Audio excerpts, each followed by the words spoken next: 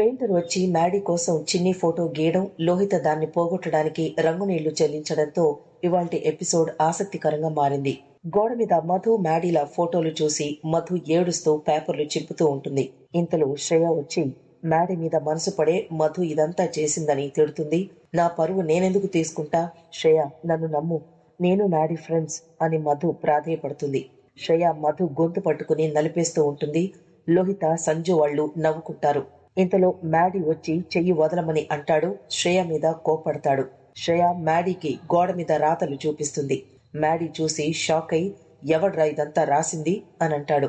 ఇదంతా మధునే చేసింది, నీకోసం తన పెళ్లి కూడా ఆపేసింది అని శ్రేయ అంటే మహి కోప్పడతాడు. తన పెళ్లి ఆపింది నేను, ఆ పెళ్లి కొడుకు ఓ ఫ్రాడ్ అని నాకు తెలిసి నేనే ఆపేశాను అని అంటాడు. మ్యాడీ సంజు దగ్గరికెళ్లి నువ్వేనా అని అడుగుతాడు. ఎవరైతే ఏంట్రా, మీ మధ్య సంబంధం నిజమే కదా అని అంటే మ్యాడీ లాగి పెట్టి ఒక్కటి కొట్టి చంపేస్తా అని అంటాడు. మధుని దగ్గరికి తీసుకుని, మధు నా ఫ్రెండ్, నా బెస్ట్ ఫ్రెండ్, ఇంకోసారి ఇలా ఎవరైనా చేస్తే చంపేస్తాను అని బెదిరిస్తాడు. శ్రేయతో ఇలా చీపుగా కాకుండా మెచ్యూర్డ్ గా ప్రవర్తించు అని అంటాడు. మధు కింద కూర్చుని ఏడుస్తుంది. మ్యాడీ మధు కన్నీరు తుడిచి ఓదారుస్తాడు. స్వప్నతో మధుని తీసుకెళ్లమని చెప్తాడు. మరోవైపు మ్యాడీ కోసం పెయింటర్ కాలేజీకి వస్తాడు. మ్యాడీకి కాల్ చేసి కాలేజీకి వచ్చానని చెప్తాడు.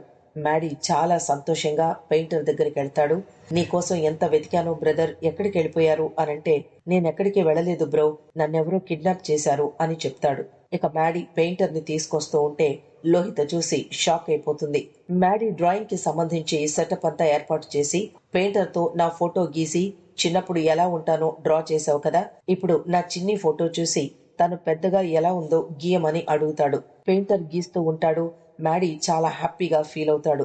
లోహిత్ అయితే ఫుల్ టెన్షన్ పడుతూ ఉంటుంది.